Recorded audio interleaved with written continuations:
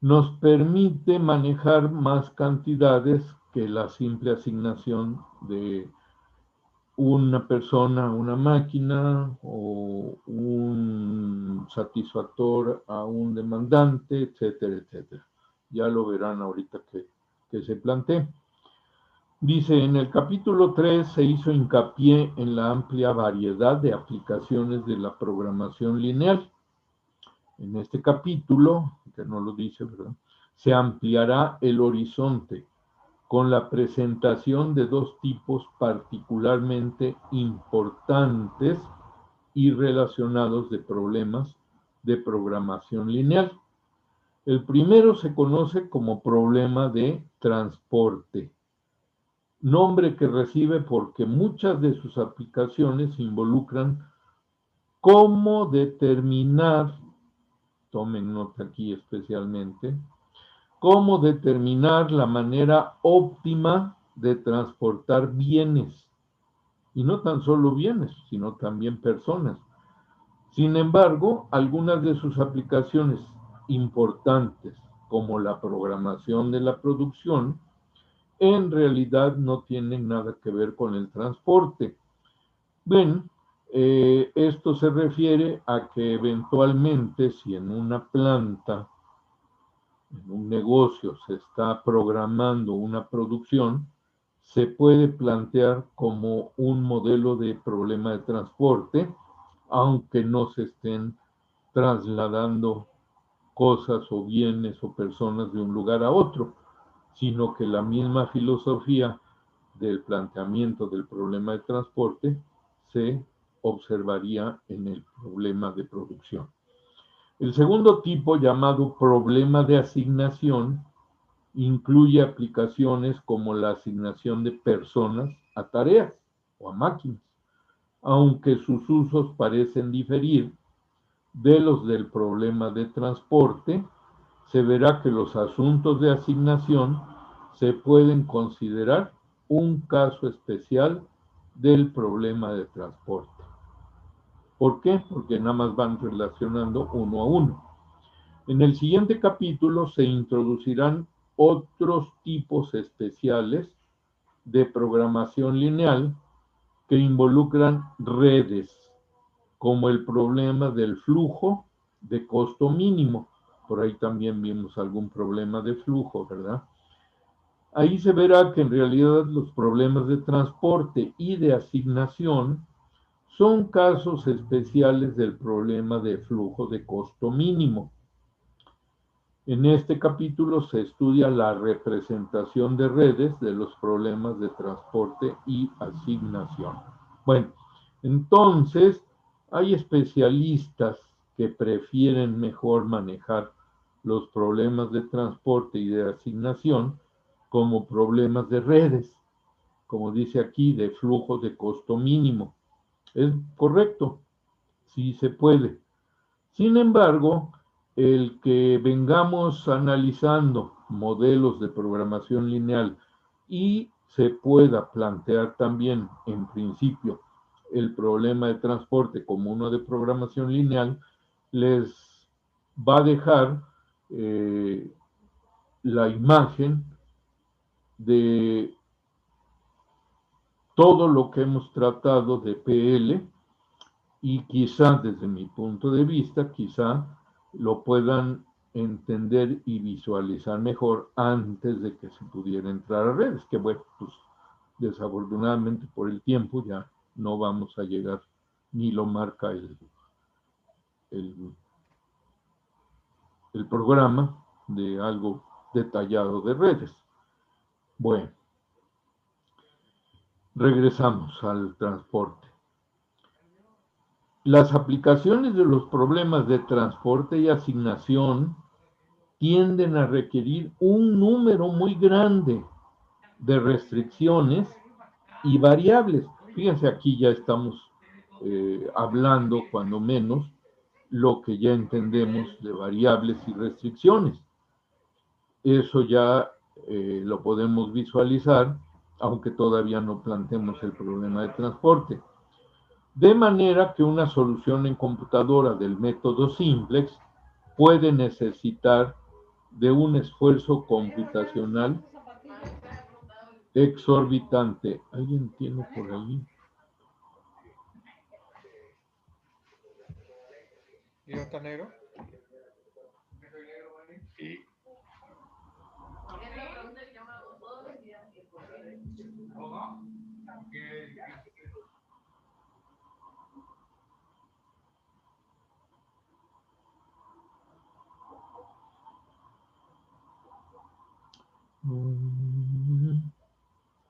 Bueno, creo que ya se oían por ahí varias voces. Bueno, eh, entonces, aquí básicamente nos dice que dado el número de restricciones y variables que realmente sí supera bastante a los problemas comunes de programación lineal, los problemas de transporte y asignación se vuelven muy voluminosos en cuanto a su álgebra, en cuanto al manejo de las variables y restricciones. Se multiplica bastante, ahorita lo vamos a ver. Con un pequeño problema manejamos bastantes variables y restricciones. Bueno, dice, eso puede provocar que en computación se requiera un esfuerzo exorbitante.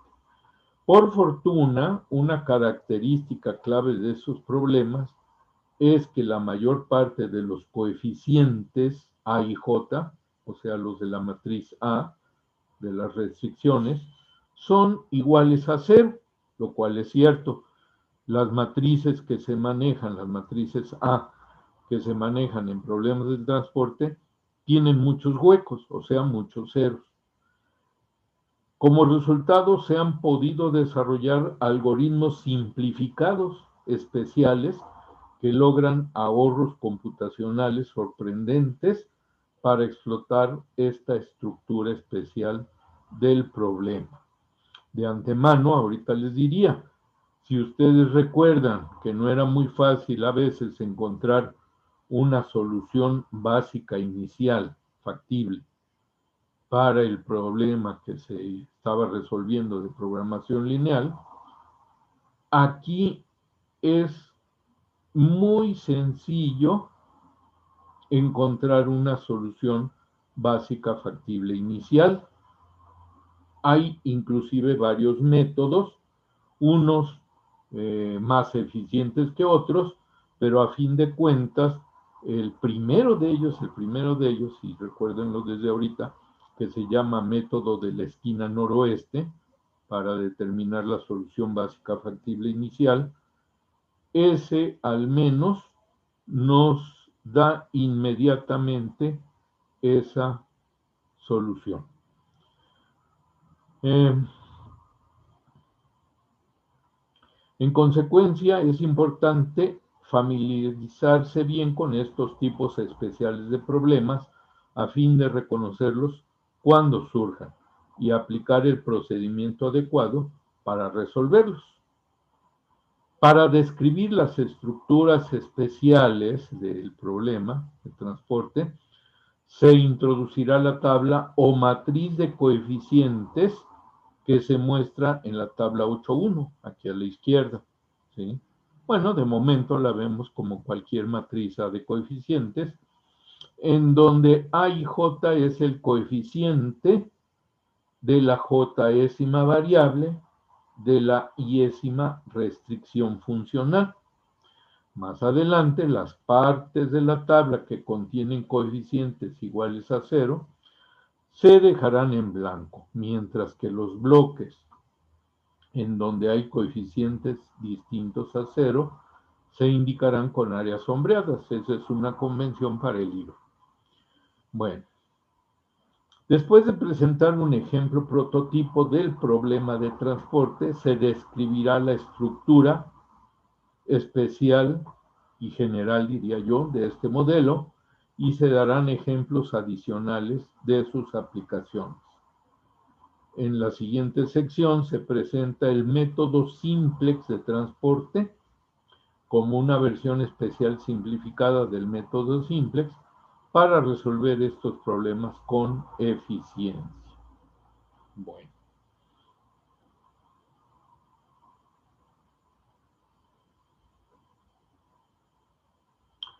No olviden que el sitio de internet de este libro también contiene complemento de este capítulo, un estudio de caso completo que incluye el análisis y que ilustra la forma en la cual una decisión corporativa de dónde se debe localizar una planta, una refinería de petróleo en este caso, no sé si la aplicarían en Dos Bocas, puede requerir la resolución de muchos problemas de transporte. Uno de los casos de este capítulo pide que se continúe con el análisis de una extensión, en este caso de estudio.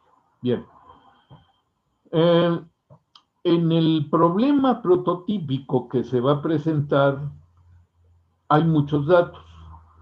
Ojalá y puedan ir ustedes, ya sea tomando foto, escribiendo lo más importante de esos datos, para que cuando yo trabaje en el pizarrón puedan tener referencia de qué estamos utilizando. ¿Sí? Eso se los recomiendo ahorita. Bien, vamos a ver entonces cuál es el ejemplo prototipo que nos presentan los autores para el problema de transporte. Dice, uno de los productos más importantes de la P&T Company es el chícharo enlatado. Los chícharos se preparan en 3 enlatadoras. Cercanas son ciudades norteamericanas, Bellingham en el estado de Washington, Eugene en el estado de Oregon y Albert Lea en Minnesota. Y después se envían por camión a 4 almacenes de distribución, esto es, Sacramento en California, Salt Lake City en Utah, Rapid City en South Dakota y Albuquerque en Nuevo México, en el oeste de Estados Unidos. Entonces, como pueden ver, son 3 plantas enlatadoras, vamos a pensar desde ahorita, productoras, generadoras de bienes, de mercancías, y envían a 4 almacenes. Son 4 centros de demanda, 4 centros de consumo, si los queremos llamar así. ¿Sí? Entonces, imaginen 3 lugares desde donde se envían productos a 4 lugares que los reciben. Esto se muestra en la figura 8.1. Debido a que los costos de embarque constituyen un gasto importante, la administración ha iniciado un estudio para reducirlos a su mínima expresión. Se ha estimado la producción de cada enlatadora durante la próxima temporada y se ha asignado a cada almacén cierta cantidad de la producción total de chícharos. En la tabla 8.2 se proporciona esta información. Producción, demanda.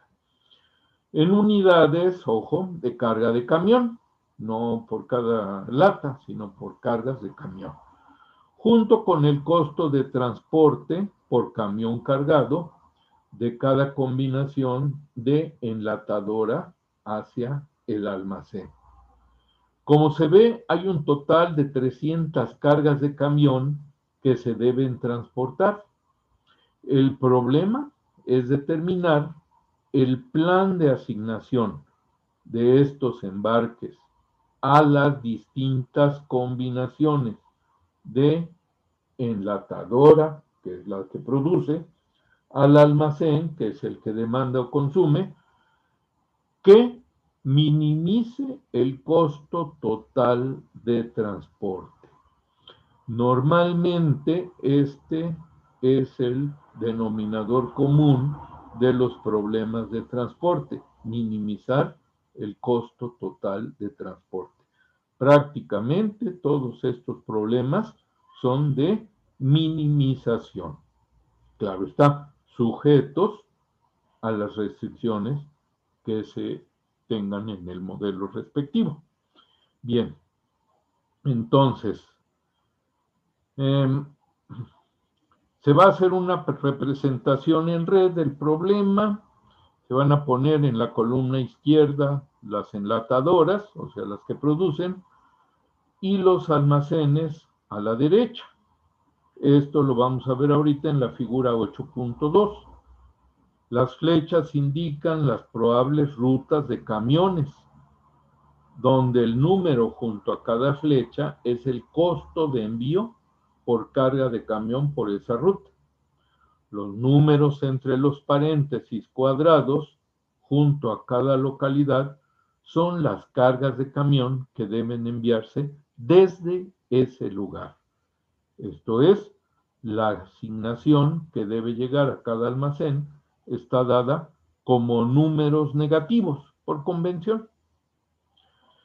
En realidad, el problema descrito es de programación lineal del tipo de los problemas de transporte.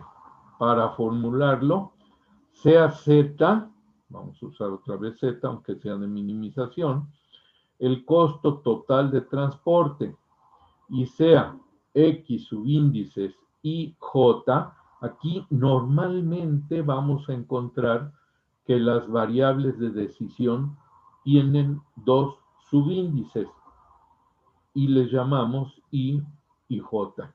Normalmente I se reserva para los lugares de origen de donde se va a enviar los bienes y J para los lugares de recepción donde se van a recibir. Entonces, en este caso, I va a ser igual a 1, 2 o 3, dependiendo de cuál enlatadora de chícharos se esté uno refiriendo. Y J, 1, 2, 3, 4, se refiere al número de almacenes o centros de recepción de los bienes. Por lo tanto, X y J se define como, y aprendan cómo debe de ser los que todavía no lo manejan así, el número de cargas de camión enviadas de la enlatadora I al almacén J. El objetivo es seleccionar valores de estas 12 variables de decisión, las X y J, para minimizar la función objetivo. Ahorita regresamos al detalle. Bueno, vamos a ver geográficamente cómo está la situación. ¿Cuáles son los centros que producen? La enlatadora 1, la enlatadora 2 y la enlatadora 3. Esas son las fábricas o los lugares desde los que se va a enviar cada carga de camión. ¿Dónde reciben? En los almacenes 1, 2, 3 y 4. Como pueden ver, están distribuidos en diferentes lugares de los Estados Unidos. Uno en Sacramento, otro en Salt Lake City, otro en Rapid City y otro en Albuquerque, Nuevo México. Bien, uno podría pensar, pues en la enlatadora 1, pues que lo manden a los más cercanos y la enlatadora 2 también. Pues sí, pero entonces la enlatadora 3 tiene que surtir a este que le queda tan lejos. ¿Será esa la mejor solución? ¿O será a veces posible que este envíe al almacén 3 o hasta el almacén 2 o al 1? ¿Qué tal si no le alcanza la producción a estos? Todas esas preguntas y complicaciones son reales, surgen.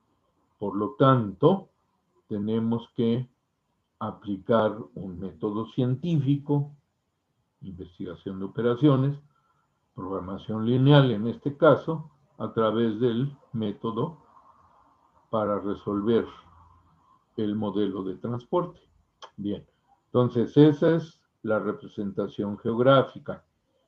Vamos ahora a alguien que hizo una representación en red, que también nos aclara quizá varias dudas. Tenemos entonces aquí las enlatadoras, representadas como C1, C2, C3, son las que producen. Tenemos los centros de demanda o almacenes, W1, W2, W3 y W4, son los que están recibiendo o por recibir, ¿sí? En paréntesis cuadrado, junto a cada nodo que produce, se anota la capacidad de producción. Por ejemplo, la primera enlatadora produce 75 cargas para distribuir, la segunda 125 y la tercera 100. Vamos a las demandas. El primer centro de demanda o almacén requiere 80 cargas. El segundo centro de demanda requiere 65. El tercer almacén requiere 70 y el cuarto 85. Aquí en esta representación, pues no podemos ver geográficamente qué nos puede favorecer, pero por un lado mejor, porque así consideramos la posibilidad que de cualquier fábrica o enlatadora se puede enviar lo necesario a cada almacén demandante. En la flecha, cada flecha nos dice de dónde a dónde van los productos. Solamente van en una sola dirección. Puede posteriormente, ¿verdad?, ocurrir que hubiera centros de acopio y redistribución, pero para empezar en un modelo, pues el más simple, el más sencillo, consideramos únicamente que de cada centro de producción se envía a cada centro de demanda. Los números que están arriba de cada flecha son los costos, cuánto me cuesta enviar cada carga de camión, cada una de estas 75. Si yo enviara todas acá a W1, ¿sí?, me cuesta 464 por 75. Si yo envío de aquí a W2, me cuesta 513 cada carga. Si envío todas, me costaría 513 por 75. Ahora bien, desde ahorita vemos que no es necesario enviar todas porque aquí nada más requieren 65 cargas y aquí de estas 75 estarían sobrando 10 para distribuirlas a cualquier otro lado. Bueno, como pueden ver, hay una diversidad de costos de transporte, ¿sí? Quizá el más alto es este de 995, que cuesta llevar carga de C3, de la enlatadora 3, a el centro de demanda 1, que creo que es el que estaba más lejos. 3 a 1, ¿sí? De Alberlín a Sacramento. Bueno, entonces, digamos que esta red, esta representación en red del problema, nos permite visualizar prácticamente todos los datos en este esquema, en esta gráfica, ¿verdad? Bueno, entonces ya vimos la geografía, ya vimos la representación en red del problema. ¿Dónde están todos estos datos para plantear el modelo? Básicamente están en la tabla 8.2, que como pueden ver ustedes, se llama datos de transporte de P&T Company. ¿Y qué tiene? Bueno, en las columnas, costo de embarque, costo de embarque en unidades de dinero por carga. Y nos identifica cada almacén que va a recibir por columna. Almacén 1, almacén 2, almacén 3, almacén 4. Al final de la columna aparece lo que requiere que le asignen a cada almacén. El 1 requiere 80, el 2, 65, el 3, 70 y el 4, 85. Bien, las productoras, las enlatadoras, identificadas como 1, 2 y 3, producen lo que está al final de las filas, en la última columna, que dice producción. La enlatadora 1 produce 75, la enlatadora 2 produce 125, la enlatadora 3 produce 100. Ahora bien, la matriz de costos, ¿sí?, que no precisamente va a ser la matriz A que estábamos acostumbrados a manejar en los problemas comunes de programación lineal, es la que está aquí formando estas columnas y filas.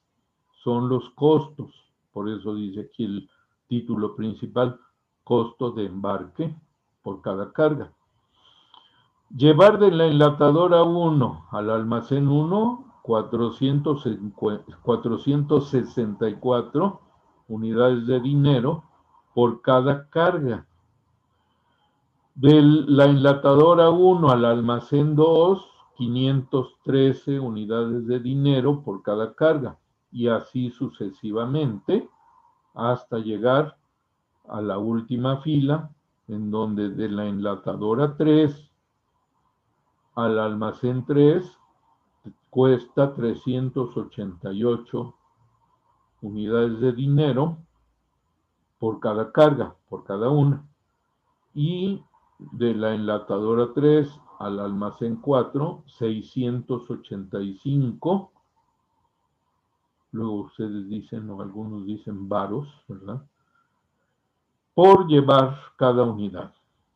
Bueno, entonces, como pueden ver, el planteamiento del problema queda completo cuando tenemos esta tabla con los costos, con la producción de cada centro de producción y con lo que demanda cada almacén o cada centro de consumo. Cuando tenemos ya todos estos datos, digamos que estamos listos para plantear el modelo. Ahora sí, regresamos al modelo y ahorita que todavía se puede ver en la misma pantalla, vean ustedes cómo los diferentes números de aquí, como les decía, no forman parte de la matriz A. ¿Por qué? Porque son los costos. Estos van a ser los coeficientes de cada variable y en conjunto integran a la función objetivo, porque recuerden que Z me va a representar el costo total de transportar todos los bienes o mercancías para todos los centros de producción hacia todos los centros de consumo. Claro está, yo tengo que dejar indicado de una por una variable de decisión que puede tomar un valor o no, ¿sí?, o un valor mayor que 0 o 0, y cada una de ellas multiplicada por el costo unitario del transporte. Aquí, ¿qué dice? Que las unidades que voy a transportar del centro de producción 1, o sea, la enlatadora 1, al almacén 1, dependiendo de cuánto valga la X, multiplicado por el costo unitario, me da el costo total de lo que voy a transportar de la enlatadora 1 al almacén 1. En forma análoga, aquí tengo X12, me va a decir cuántas unidades voy a llevar de la enlatadora 1 al almacén 2, y ya con su coeficiente multiplicado será el costo total de llevar las cargas de camión de la enlatadora 1 al almacén 2. Claro está, puede tomar un valor 0 o diferente de 0, positivo siempre. En este caso, creo que ya podrían irlo describiendo ustedes. De la enlatadora 1 al almacén 3, X13 es el número de unidades que se van a transportar, y multiplicado por 654, que es el costo unitario, me da el costo total de todo lo que yo pudiera ser llevado de la enlatadora 1 al almacén 3. 867 X14, costo total de transportar las cargas necesarias de la enlatadora 1 al almacén 4. Terminando con enlatadora 1 y los posibles embarques a los almacenes 1, 2, 3, 4, me paso a la enlatadora 1, 2, me paso a la enlatadora 2. Y ahora es, si X21 me representa las unidades de carga que yo llevaré de la enlatadora 2 al almacén 1, multiplicado por 352, que es costo unitario, entonces este término me dice cuánto me va a costar llevar todo lo posible, o lo que me salga de resultado del modelo, de la enlatadora 2 al almacén 1. Me voy ya más corridito.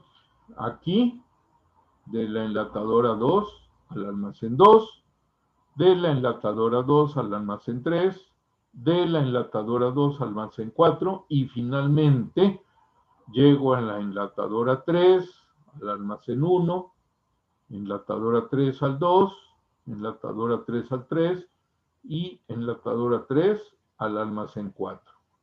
Este término, costo total, 685, costo unitario, X34, el número de unidades a llevar.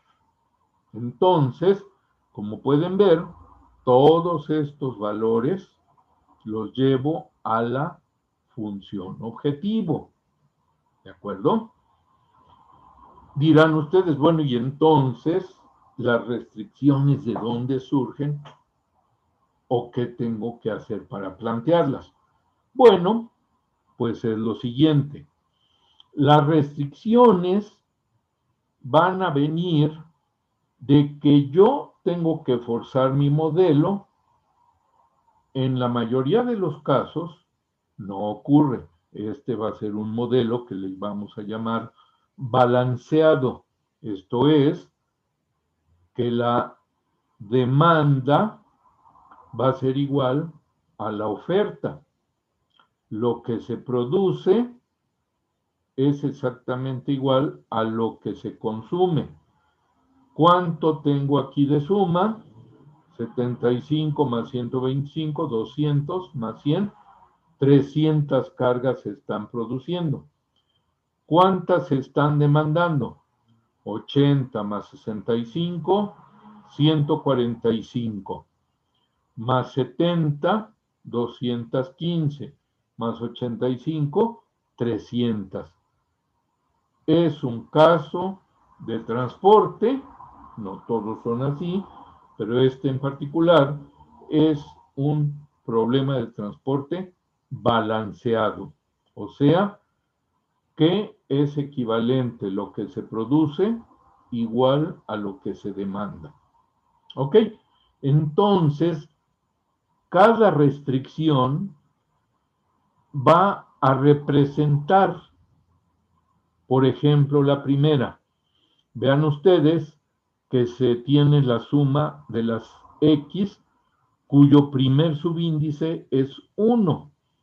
Entonces, se refiere a la enlatadora 1. Tiene como segundo subíndices del 1 al 4. O sea, está acumulando o sumando lo que se va a tener que producir en la enlatadora 1 y se va a enviar al almacén 1, más lo que se produzca, todavía no lo sé, en la misma enlatadora 1 y se tuviera que mandar al almacén 2, más lo que se produzca en la 1 y se tenga que mandar al 3, y finalmente lo que se produzca en la 1 y se tenga que mandar al almacén 4. Como este renglón es de todo lo que produce la enlatadora 1, yo voy a decir que va a ser estrictamente igual a lo que mi tabla indica aquí, 75. Entonces esta es una restricción de la posibilidad de producción en la enlatadora 1. El signo igual, además, lo usamos para indicar que se debe de agotar toda la producción posible, las 75 cargas, ¿sí? Entonces, de la enlatadora 1, todavía no sé qué valores tomen estas X, pero lo que sí sé es que todo lo que se produce en la enlatadora 1 vale 75 y lo voy a tratar de ocupar todo. No hay menor o igual, no hay mayor o igual. Debe de ser exactamente igual. Siguiendo con esa idea, el siguiente renglón, y que es la siguiente restricción, se refiere a la enlatadora 2. Nuevamente, la posibilidad de que lo que se produce en la 2 se mande a la 1, al almacén 1, al 2, al 3, al 4, debe de ser exactamente igual a la producción de la enlatadora 2, 125. Esto se refiere entonces a enlatadora 2. Como pueden imaginar, la siguiente restricción se refiere a la enlatadora 3. Todo lo que se produce en la enlatadora 3 debe de irse a la al almacén 1, al almacén 2, al almacén 3 o al almacén 4. Todavía no sé hasta que se resuelva cuánto vale cada X. Lo que sí sé es que debe de ser toda la producción que yo tengo anotada en mi tabla, que es 100. Entonces, las primeras tres restricciones se refieren a todo lo que yo produzca y que además, al tener signos igual, todo lo voy a enviar a los diferentes almacenes. ¿Cuánto a cada almacén? No sé, pero por eso lo planteo en general, tomando en cuenta todas y cada una de las restricciones. Pero claro está, cada una por su enlatadora correspondiente, no revuelvo. Las siguientes restricciones se refieren a los centros de demanda, a los almacenes.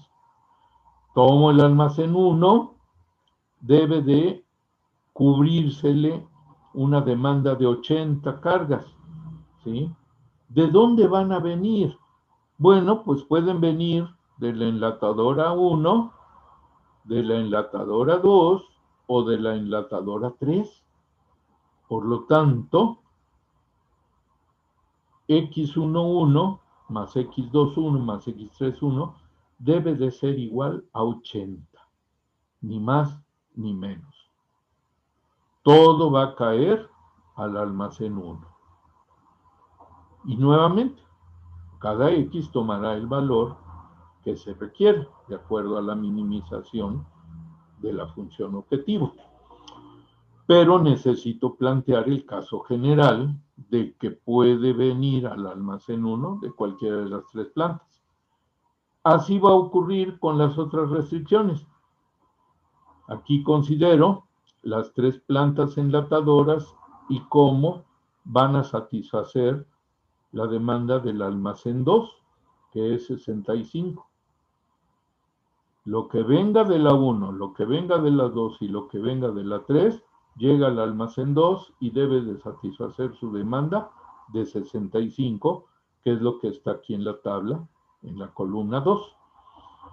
Lo mismo ocurre para las otras 2 restricciones, X13, X23 y X33. Todo lo que va a parar al almacén 3 debe de ser exactamente igual a 70. Y todo lo que vaya al almacén 4, no importa de dónde venga, va a ser 85, que es lo que está aquí en la columna indicada con 4. Bueno, pues entonces, estas son, por así decir, las restricciones de producción y demanda. Claro está, también tenemos que considerar las restricciones de no negatividad tan importantes. Con esto voy a evitar que las cargas tomaran un signo negativo. Aquí no es difícil adivinar a qué se refería una carga con signo negativo, a que se estaría regresando del almacén a la enlatadora. Pero como eso no va a ocurrir o no debe de ocurrir, me aseguro en el modelo matemático, escribiendo o incluyendo, que cada variable de decisión debe de ser mayor o igual que 0. Entonces, aquí está el resumen de todas las no negatividades posibles. Por cada i, yo necesito barrer todos los valores de j. Entonces tengo 4, 8, 12 variables de decisión. Ahí pueden empezar a ver cómo en el problema de transporte se multiplican el número de variables de decisión, aún para casos de pocos centros de envío y recepción. Por lo que se refiere al número de restricciones, tienen que vigilar, y sobre todo en un problema con balanceo como este caso, que el número de restricciones sea igual a la suma del número de centros de producción más el número de centros de demanda. En este caso son 3 más 4, 7. 7 restricciones tengo en mi modelo. Una vez visto de dónde surgieron cada uno de los valores, coeficientes, lados derecho, etcétera, y por qué esta estructura, vemos ahora sí en conjunto el modelo de transporte, planteado bajo la tónica, bajo el punto de vista de la programación lineal. Porque, insisto, puede haber otras formas de plantearlo, pero este tipo de modelo, pues ya lo venimos manejando, ya lo conocemos, ¿sí? Ahora bien, imagínense que tuviéramos que generar la solución básica factible inicial. Recuerden ustedes que cuando hay igualdades en las restricciones, tenemos que introducir al menos variables artificiales. Tendríamos aquí que incluir una variable artificial por cada una de las restricciones. Por lo tanto, el número de variables se aumentaría en 7, una por cada restricción. ¿De acuerdo? Y además, para manejar adecuadamente la función objetivo, tendríamos que hacer operaciones con todas las restricciones para poder eliminar, si aplicamos el método de la gran M, para poder eliminar los coeficientes de las variables artificiales en la función objetivo, ya que no deben de estar, porque serían las variables básicas iniciales, factibles iniciales. Entonces, eso aumenta la magnitud de cualquier problema de transporte. Como decía anteriormente en un párrafo del libro, afortunadamente hay otros métodos para poder generar tanto una solución básica factible inicial más rápido,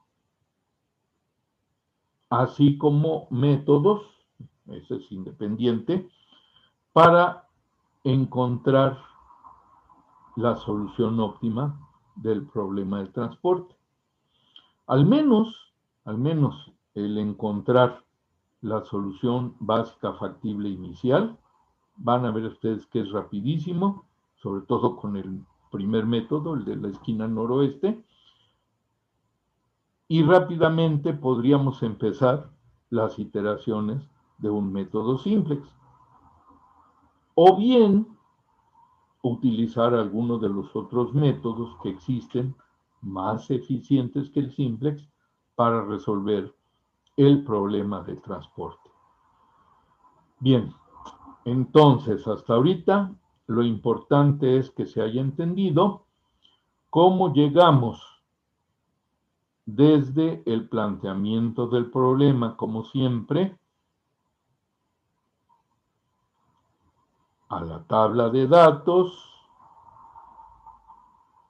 y al modelo matemático del problema, previa definición correcta de las variables de decisión y establecer o dejar bien claro cuál va a ser nuestro objetivo. Nuevamente, lo que nos dice la función objetivo, pues es lo que ya se mencionó en renglones atrás. Minimizar el costo total de enviar las cargas de latas de chícharo de las enlatadoras hacia los almacenes y además cumpliendo con las ofertas y demandas de cada centro, de cada nodo, a veces así le llaman, nodo. ¿De acuerdo? Bien. ¿Pregunta hasta aquí? Ok. Este es un modelo adecuado al problema que se está manejando, el de la enlatadora. Sin embargo, hay un modelo general que se puede tomar como base para cualquier problema de transporte y particularizarlo una vez que tengamos los datos, ¿sí? Para describir el modelo general del problema de transporte es necesario emplear términos mucho menos específicos que los que se usaron para designar los componentes del ejemplo prototípico. Allá usábamos enlatadoras, almacenes, cargas de camión, etc. Bueno, en particular aquí, el problema general de transporte se refiere a la distribución de cualquier mercancía desde cualquier grupo de centros de suministro, llamados orígenes, a cualquier grupo de centros de recepción, llamados destinos, de tal manera que se minimicen los costos totales de distribución. ¿De acuerdo? Entonces, aquí ya surgen términos como orígenes, destinos, suministro, demanda, en fin. Bueno, ¿cuáles son los supuestos para el modelo del problema de transporte? Bueno, Hay un supuesto de requerimientos. Cada origen tiene un suministro fijo de unidades, el cual debe distribuirse completo entre los destinos. Con ese subíndice I se denota el número de unidades que suministra el origen I. Análogamente con el problema prototipo serían cada enlatadora. Para I igual a 1, 2 hasta M. De manera similar, el destino tiene una demanda fija de unidades y debe satisfacerse, dice aquí, por los orígenes, bueno, desde los orígenes. Con D subíndice J se denota el número de unidades que recibe el destino J, para J igual a 1, 2 hasta N. Como ya vimos, el número de orígenes puede ser, en el caso más general, diferente al número de destinos, como ocurrió con el problema de las enlatadoras. Entonces, aquí miren en la tabla 8.3 nuevamente se está indicando cuáles son los coeficientes de las restricciones, dice aquí nada más de la restricción, de P&T Company. Y van a ser coeficientes de las diferentes variables de decisión, desde la primera, x11, hasta la última, x34. Y todos esos coeficientes van a tomar el valor de 1 o 0.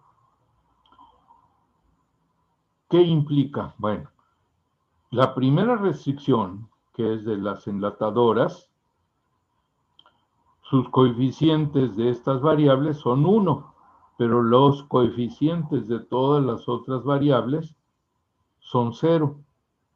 En el segundo renglón, nueva restricción de la enlatadora, estos coeficientes son 0, estos son 1 y estos son 0. Para la tercera restricción, ceros, ceros y 1. Y en los almacenes, las restricciones de demanda, unos, ceros, 1, ceros, 1, ceros. Y así sucesivamente.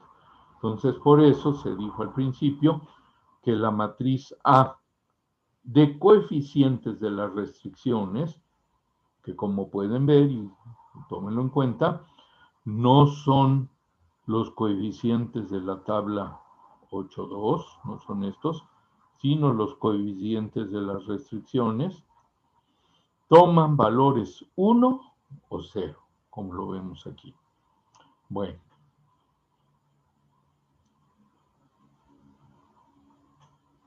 La diferencia en las denominaciones para el ejemplo que acabamos de ver y un problema general de transporte están aquí en la tabla 8.4.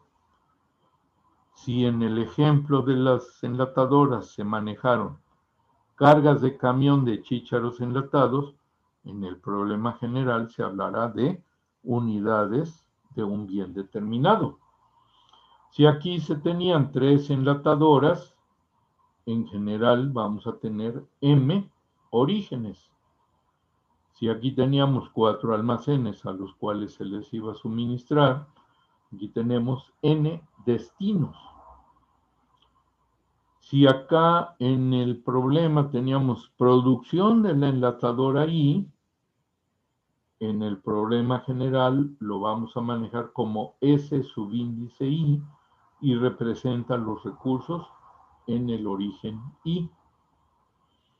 La asignación al almacén J, en el caso general, es una demanda de una literal D subíndice J del destino J. Y finalmente, el costo de envío por carga desde la enlatadora I hasta el almacén J, acá lo vamos a manejar en forma general como los costos C subíndices IJ por unidad distribuida desde el origen I al destino J.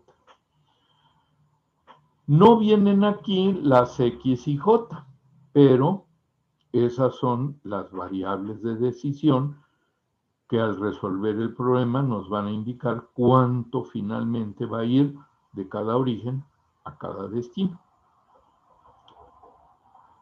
Bueno. El otro supuesto del problema de transporte se llama propiedad de soluciones factibles. Y esto tiene que ver, como les decía, con un problema balanceado, con un problema en donde la oferta es igual a la demanda. Dice, un problema de transporte tiene soluciones factibles si y solo si la suma total de lo que se produce o genera en los centros de oferta u orígenes es igual exactamente a la suma total de lo que se consume o lo que reciben los destinos. En el caso del problema de las enlatadoras, esas sumas son iguales, como ya lo vimos, ¿sí? La producción o suministros suman 300 camiones cargados y es igual al número de las demandas o asignaciones, que también es 300 en suma. No siempre va a ocurrir esto, como dice aquí. En algunos problemas reales, los suministros representan cantidades máximas y no cantidades fijas que deben distribuirse. En forma parecida, en otros casos, las demandas representan cantidades máximas y no fijas que deben recibirse. Tales problemas no se ajustan por completo al problema de transporte porque violan el supuesto de requerimientos. ¿Qué hacer en esos casos? Es posible reformular el problema de manera que se ajuste al modelo. ¿Cómo? Se introducen uno o más destinos ficticios o uno o más orígenes ficticios para considerar la holgura entre las cantidades reales distribuidas y las máximas. Entonces, al crear destinos u orígenes ficticios, se puede balancear el problema de transporte y así manejarlo. Supuesto de costo. El costo de distribuir unidades de un origen a un destino dados es directamente proporcional al número de unidades distribuidas. Por tanto, este costo es igual al costo unitario de distribución multiplicado por el número de unidades distribuidas. El costo unitario del origen I al destino J se denota por C subíndices I J, que nos indica costo del origen I al destino J. Bueno. Los únicos datos necesarios para elaborar un modelo de transporte son suministros, demandas y costos unitarios. Estos son los parámetros del modelo y se pueden resumir en una tabla como la que ya vimos o en el caso más general como esta, ¿sí? Costos por unidad distribuida, cuál es cada destino, cada columna, cuál es cada origen, cada fila, cuál es la demanda de cada destino y cuál es la producción o generación en cada origen. Claro está, la tabla de la P&T Company, pues esa ya está particularizada con los datos que vimos. El modelo, cualquier problema, ya sea que involucre el transporte o no, se ajusta a este modelo de un problema de transporte. Si se puede describir por completo en términos de una tabla de parámetros como la que se presenta en la tabla 8.5 que acabamos de ver, y satisface tanto el supuesto de requerimientos como el de costo. No hay que olvidar, el objetivo es minimizar el costo total de distribuir las unidades. Todos los parámetros del modelo están incluidos en esta tabla de parámetros. Bien, pasando entonces al modelo general de transporte, es el que se encuentra aquí. Vean ustedes, si no tenemos los datos específicos, siempre van a encontrar el modelo planteado de esta manera. Minimizar la función objetivo Z igual la sumatoria para todos los valores desde i igual a 1 hasta m de las sumatorias a su vez de todos los valores de j igual a 1 hasta n de c y j por x y j. Esto es costo unitario desde i hasta j por el número de unidades a llevar desde i hasta j y multiplicarlo. Y de ahí sumarlo tantas veces como destinos tengamos y por cada destino después acumular por cada origen hasta completar todos los posibles valores de i y j. Eso corresponde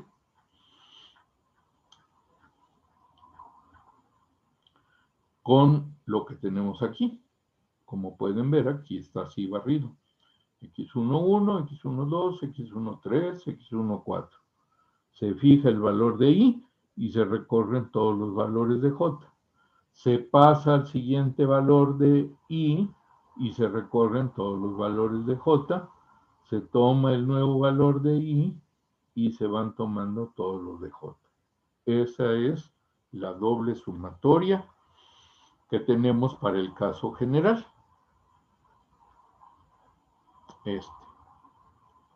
Sujeta a. Aquí tenemos las restricciones para todas y cada una de las fuentes, de los orígenes.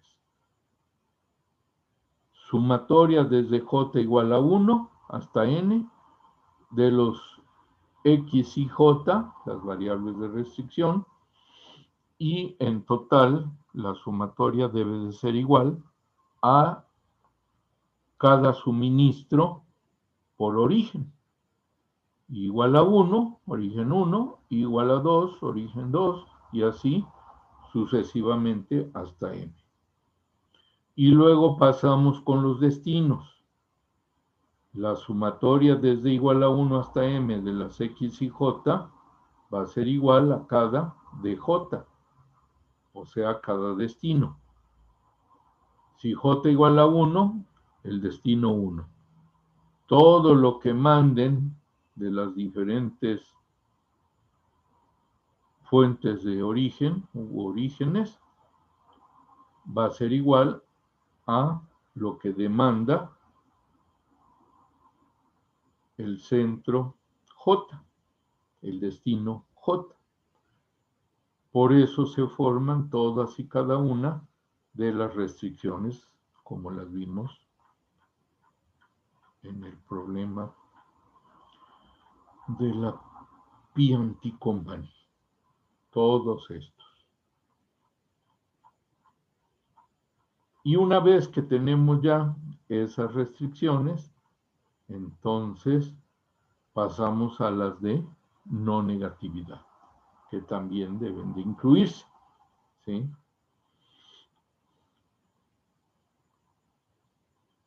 Una aclaración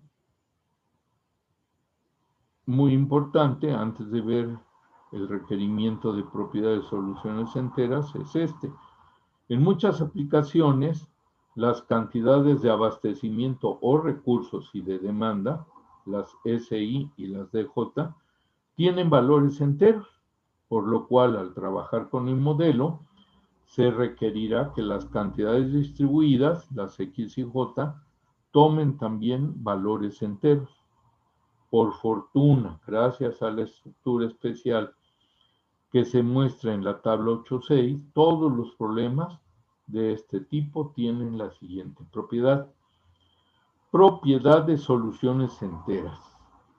En los casos de problemas de transporte en los que SI, o sea, los orígenes I, y DJ, destinos J, toman un valor entero, todas las variables básicas, o sea, las asignaciones de toda solución básica factible, inclusive la óptima, suponen también valores enteros o asumen también valores enteros. Creo que sí está mejor dicho, asumen, toman, ¿sí? Porque muchas personas usan el asumen como suponer y no es muy correcto. Pero aquí sí está bien aplicado, asumen. Quise cambiar porque pensé que estaba mal, pero no. Sí es de que toman los valores enteros, ¿sí?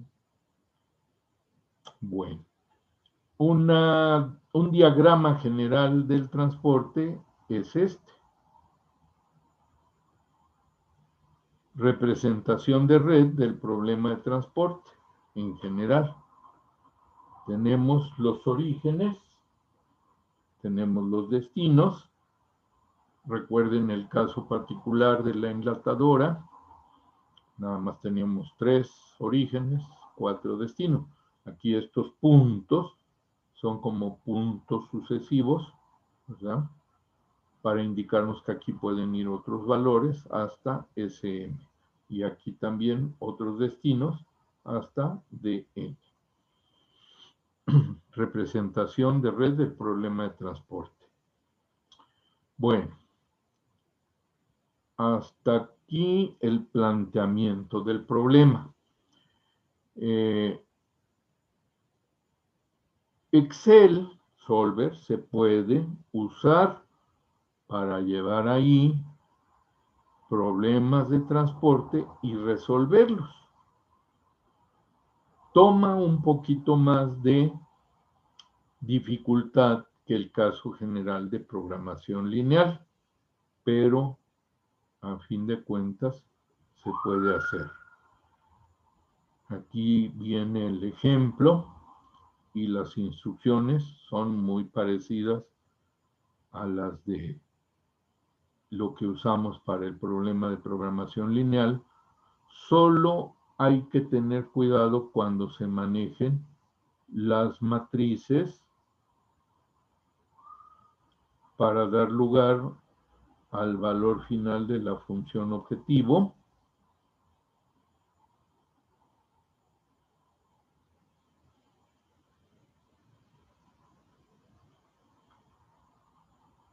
Sí, básicamente nada más.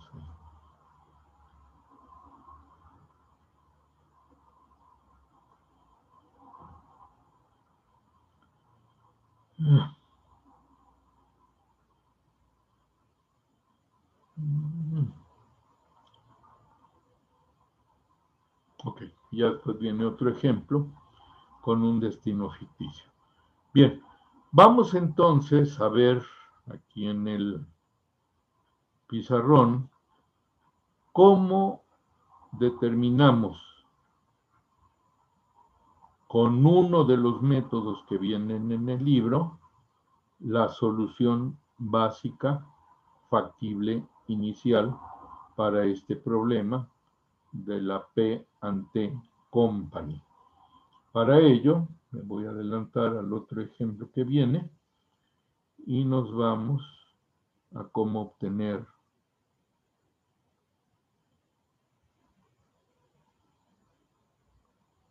la solución inicial. Ok.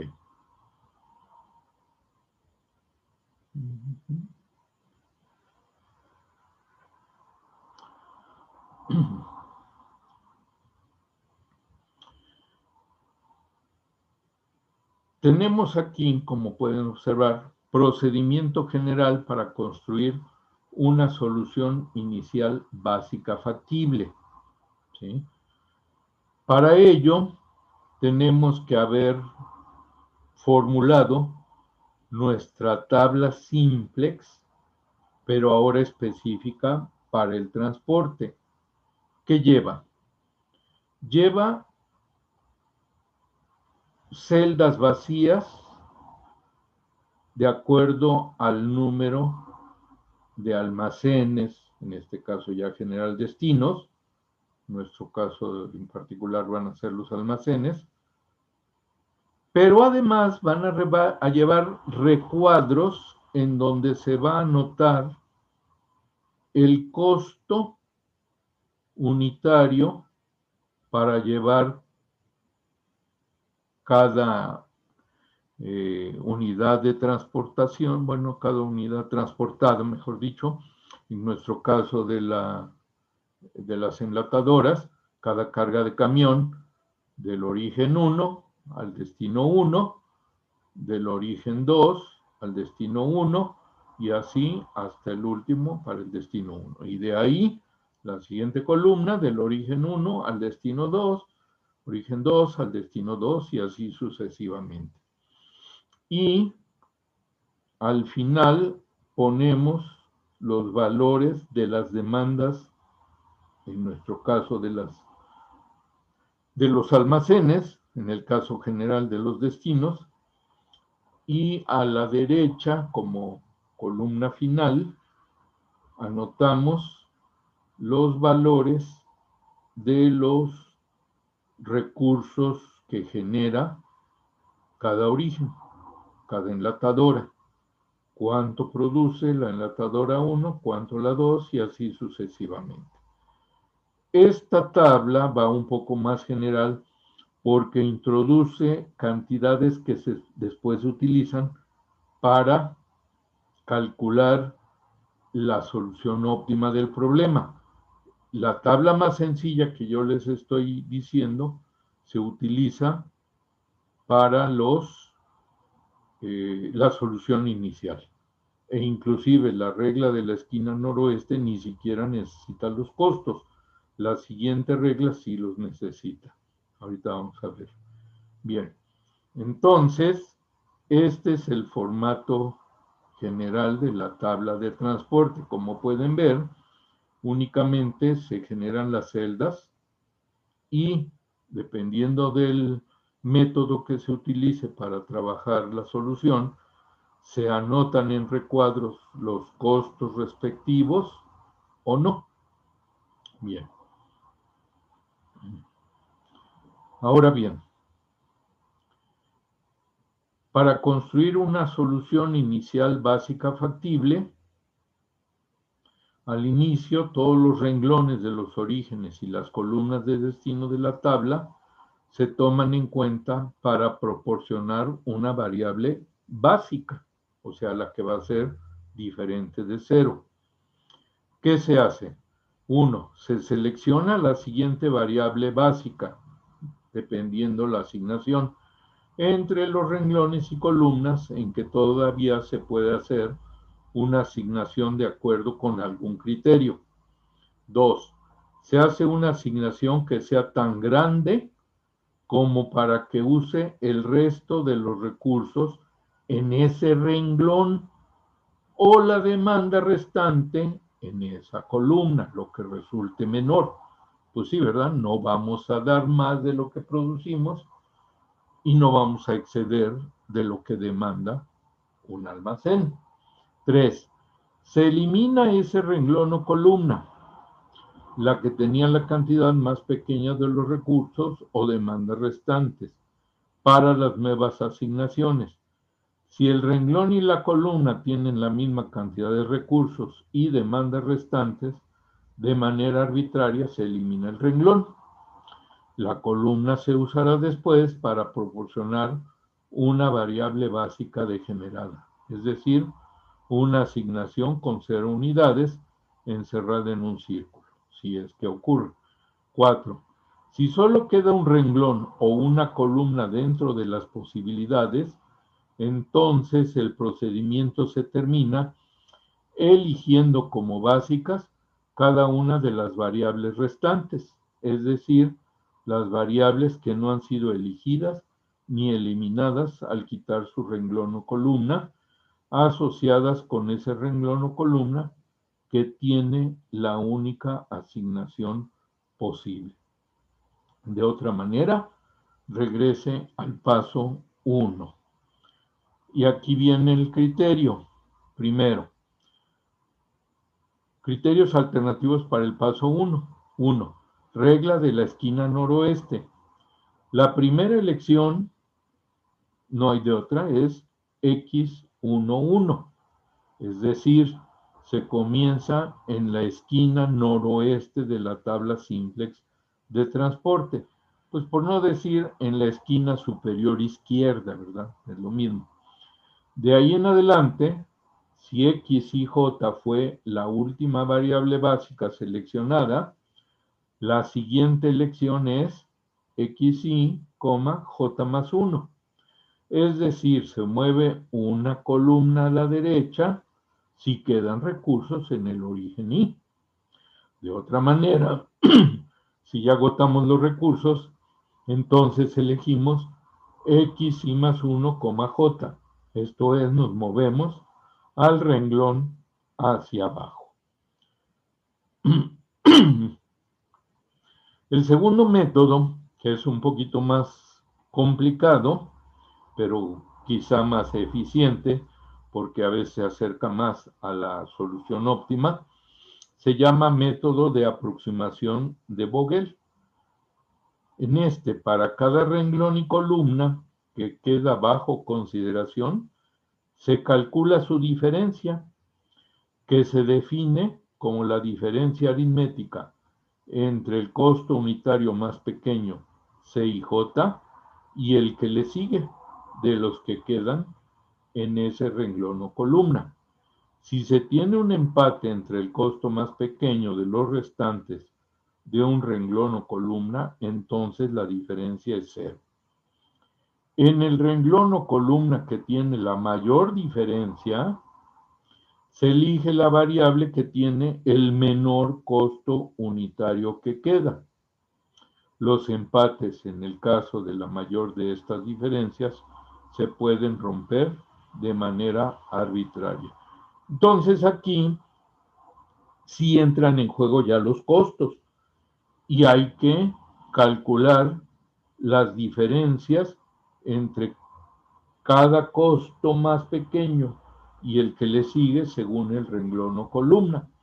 Y ya de ahí se analizan las diferencias, se toma la variable con el menor costo unitario y a esa se le hace su asignación dependiendo de la producción, esto es del valor al final del renglón, o de la demanda, el valor de la columna, ¿sí?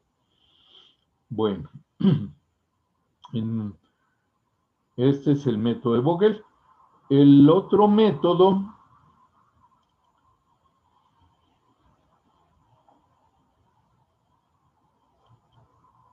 aquí viene el método de Vogel,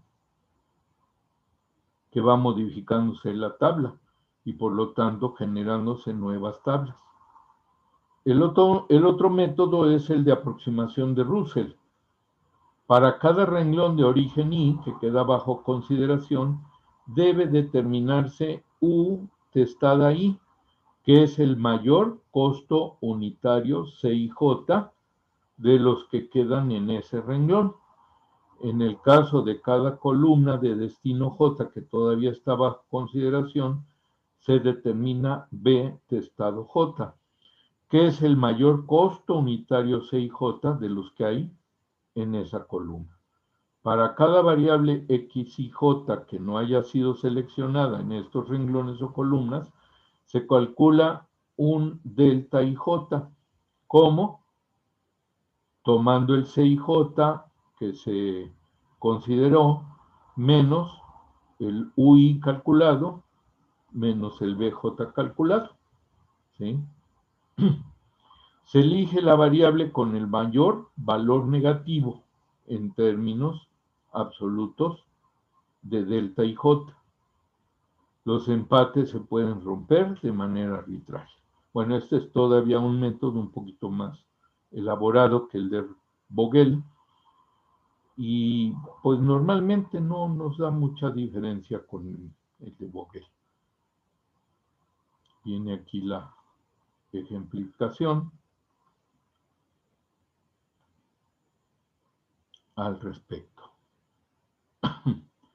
Bueno, por eso les decía que en algunos casos se utilizan esos parámetros UI y BJ, como se planteó en la tabla simplex aquí, UI, BJ.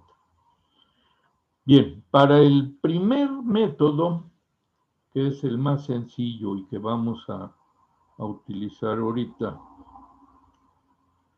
el de la enlatadora para determinar la solución básica factible inicial, no se requieren ni los costos, ni los UI, ni los BJ. Entonces es lo suficientemente sencillo para considerarlo. Ok, llegamos a la tabla de costos, pero más que los costos, lo que me interesan son los valores de la producción.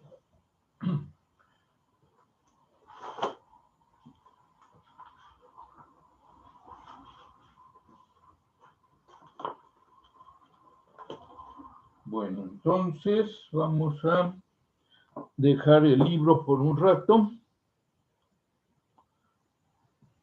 Nos vamos a ir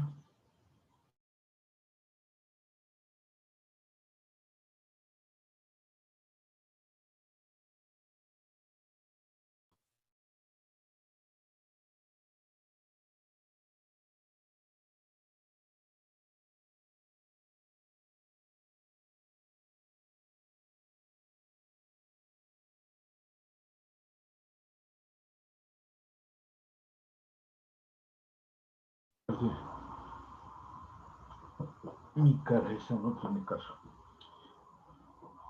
Bien, entonces voy a elaborar la tabla respectiva. Como les decía, tenemos que considerar las filas de las enlatadoras y las columnas de los almacenes. Entonces, vamos a empezar.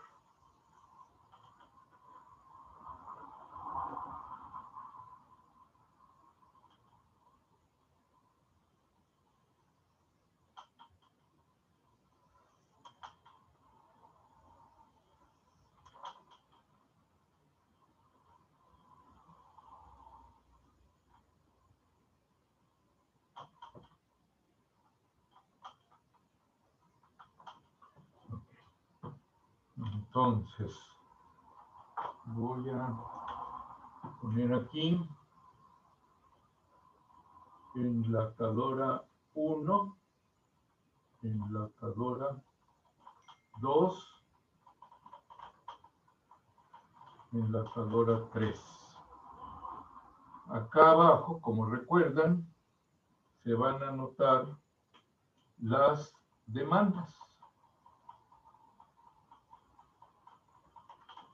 de almacén 1, almacén 2, almacén 3, almacén 4. Para ahorrar espacio no puse los títulos superiores de qué tabla, de asignaciones de las enlatadoras a los almacenes, ¿sí? No lo puse. Bueno, Y aquí en la última columna, como ya lo habíamos visto, va a ir la producción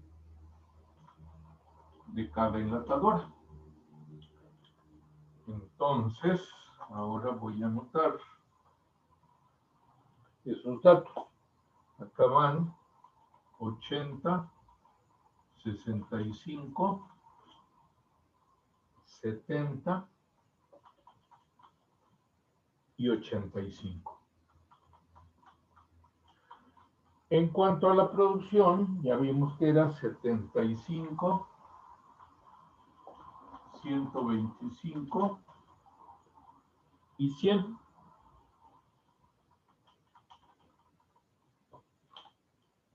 ¿De acuerdo? ¿Todos están siguiendo?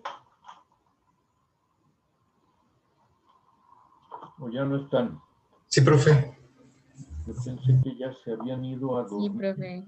No, todavía no. Aquí estamos, profe. Perfecto.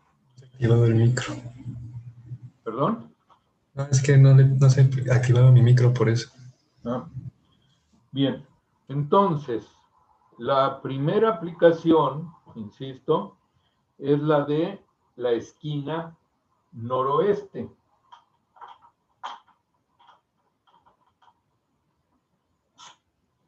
Aplicamos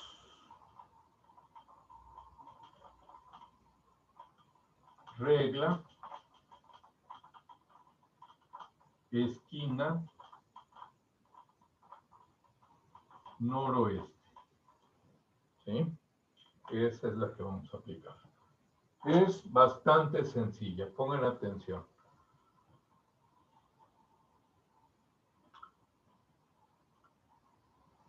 Fíjense, como dice la regla, empezamos al noroeste, como les decía. También se puede decir en la parte superior izquierda de la tabla, aquí.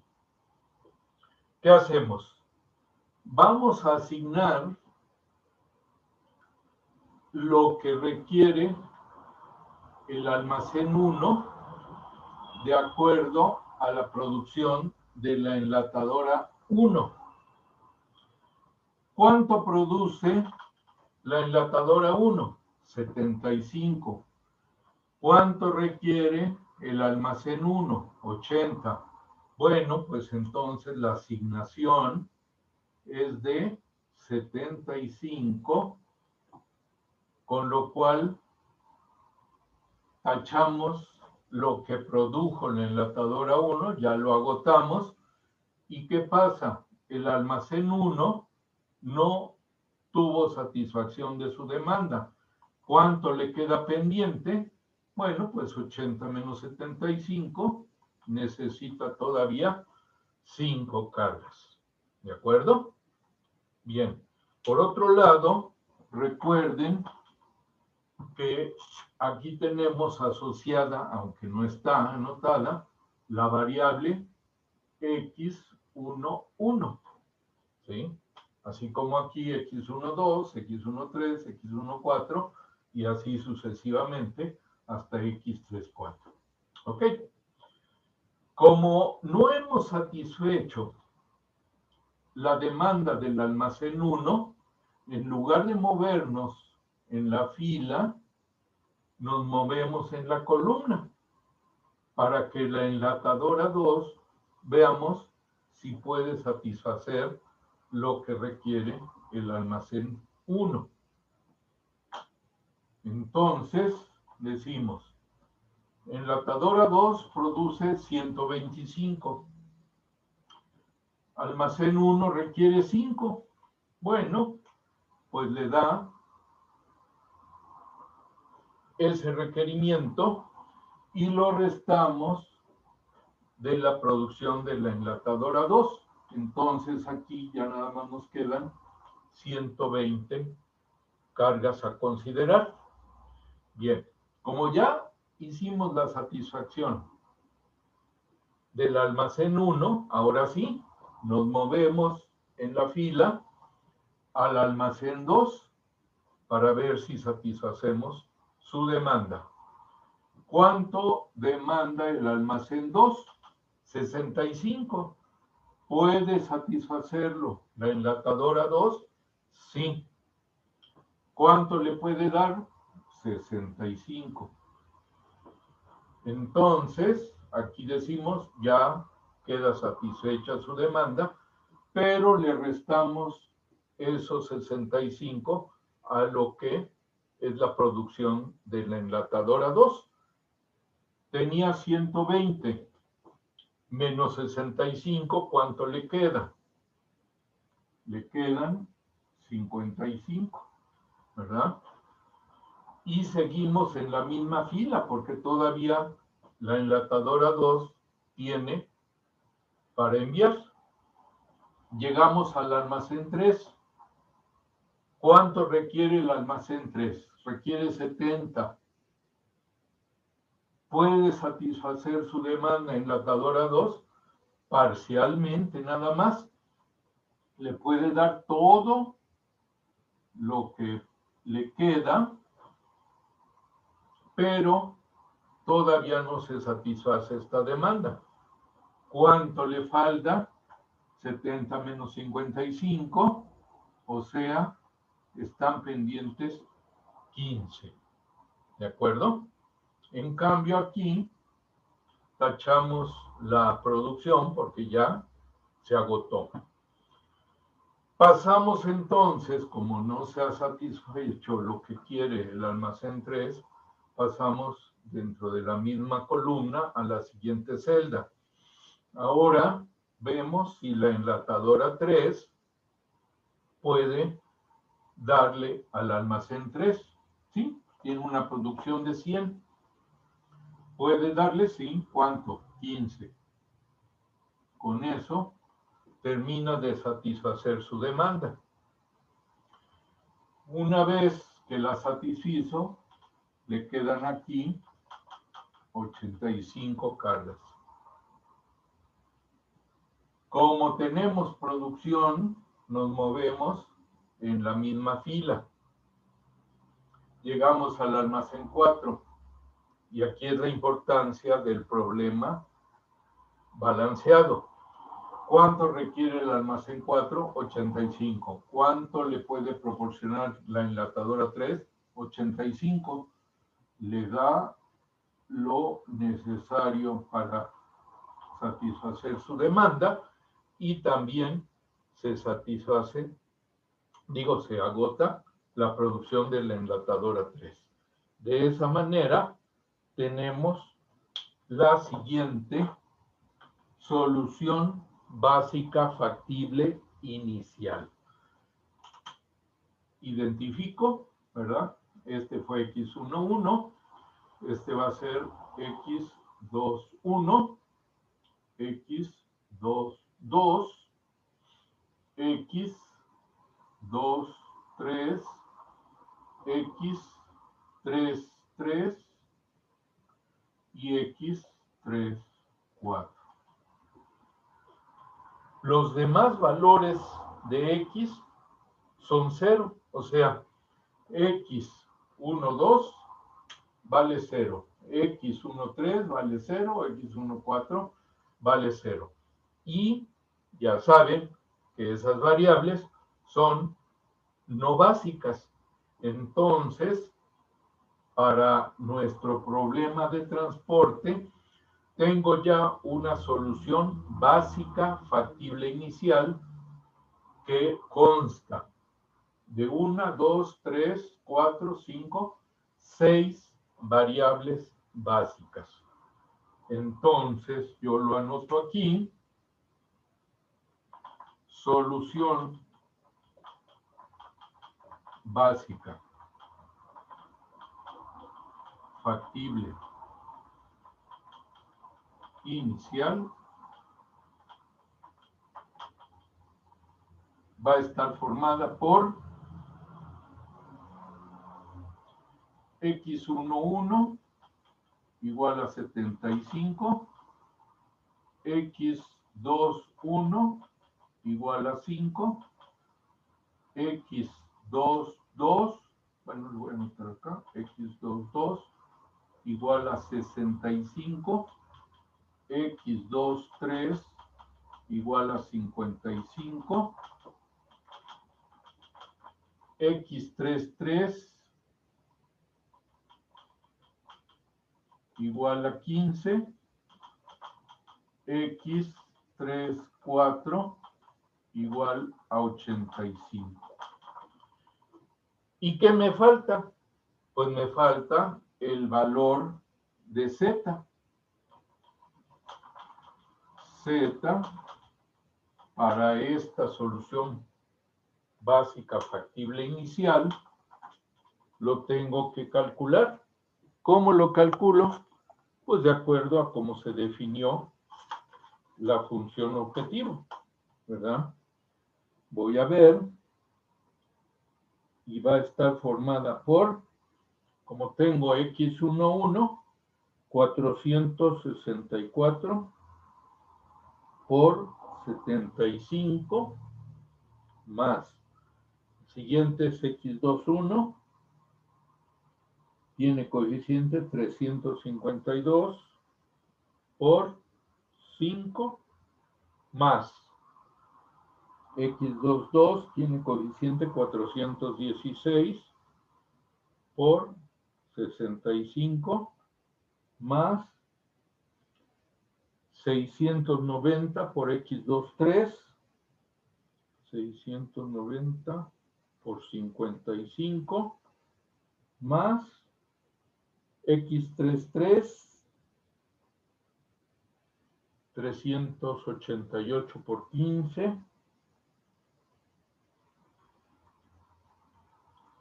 y finalmente x34 que tiene coeficiente 685 por 85.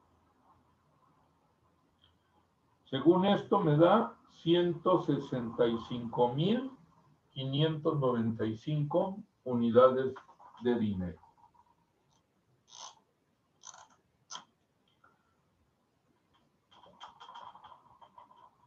$165.595.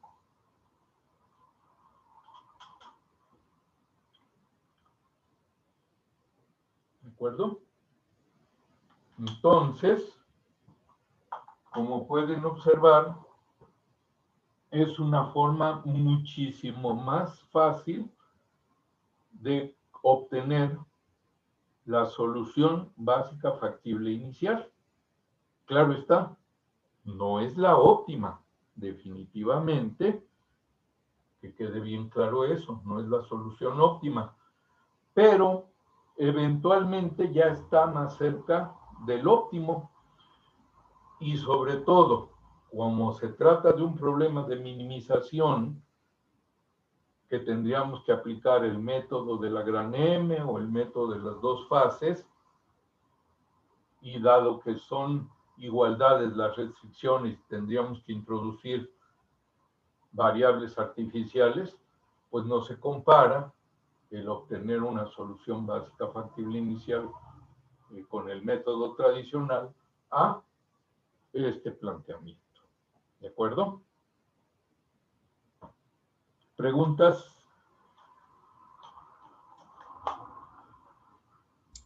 No, profesor, no de mi parte. Todo bien, profe, gracias. ¿Sí?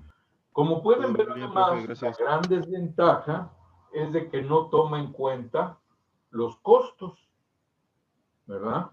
Sino que únicamente va avanzando de acuerdo a las demandas y producción que tiene en ese momento para enviar a los almacenes o a los centros de destino, ¿sí? Estos son los orígenes, estos son los destinos, como lo vimos ya para el caso más general. Y también no hay que olvidar que aunado a esto debe de estar planteado el modelo de programación lineal respectivo, como lo vimos en las páginas del libro. Pero bueno, a manera de tocar el tema de este capítulo de problema de transporte, espero que haya habido un entendimiento inicial, ¿sí? Aunque yo también estoy consciente de que esto es apenas un primer paso. Si vemos en el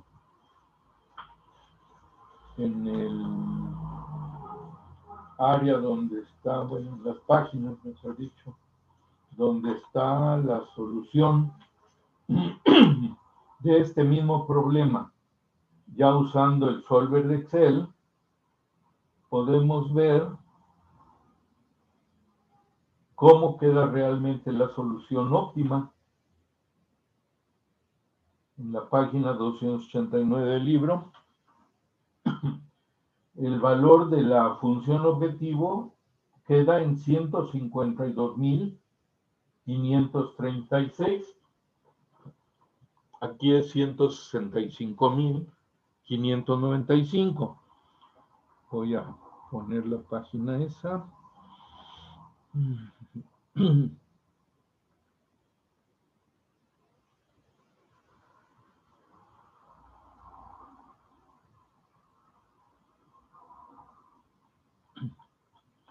Para que además vean cómo queda la solución óptima en cuanto a las X con todos sus subíndices. Ahorita sí ya los podemos entender. Vean ustedes, esta área sombreada, más remarcada que la de arriba, nos da la solución óptima. ¿Qué nos dice? X11 igual a 0, X12 igual a 20, X13 igual a 0, X14 igual a 55, X21 igual a 80, X22 igual a 45, X23 igual a 0, X24 igual a 0, X31 igual a 0, X32 igual a 0, X33 igual a 70 y X34 igual a 30. Se satisfacen las demandas, se utiliza toda la producción y el costo total que aparece aquí en la celda J17 nos da 152.535 para esta solución que les acabo de leer. Es menor el costo, definitivamente en el óptimo, pero pueden ver que aquí tuvimos esa primera aproximación para posteriormente después, como les decía, con otros métodos, llegar a la solución óptima sin aplicar directamente el simplex. Ok, bueno, pues con esto terminamos. Déjenme buscar por ahí, yo tengo el ejemplo pero resuelto con el método de Vogel, y si no lo vuelvo a hacer, se lo subo al Eminos para que lo puedan ver. Aunque yo creo que el de la esquina noroeste ya, a como quedó explicado, debe de entenderse bien. Bien, ¿alguna pregunta, algún comentario?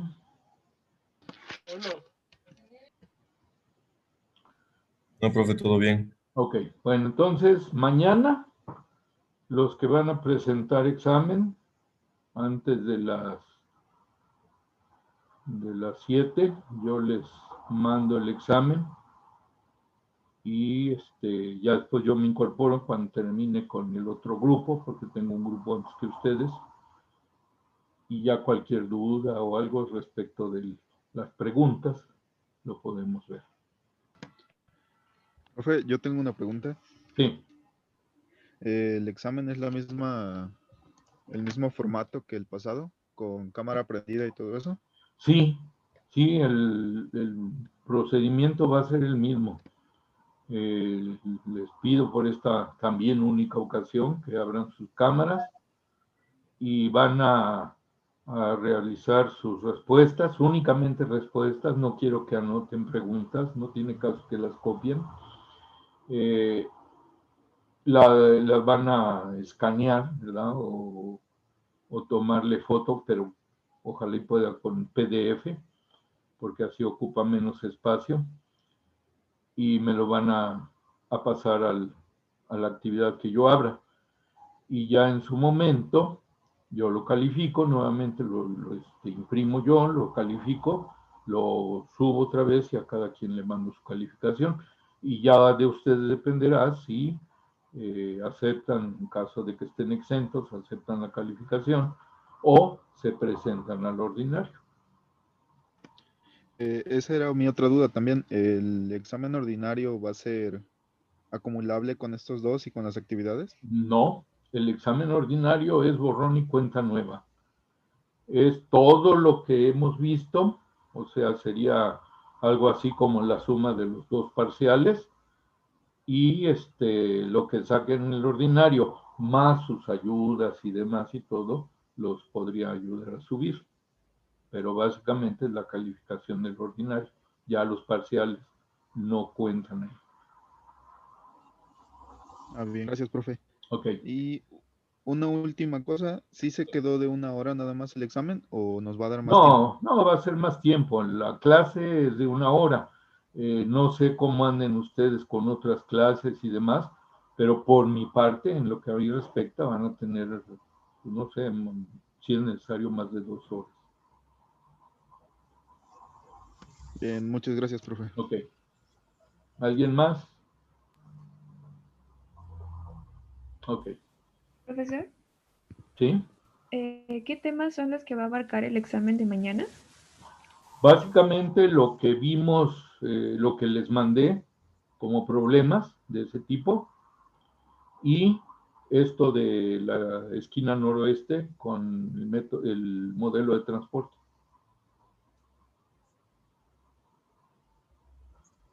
Gracias. Sí.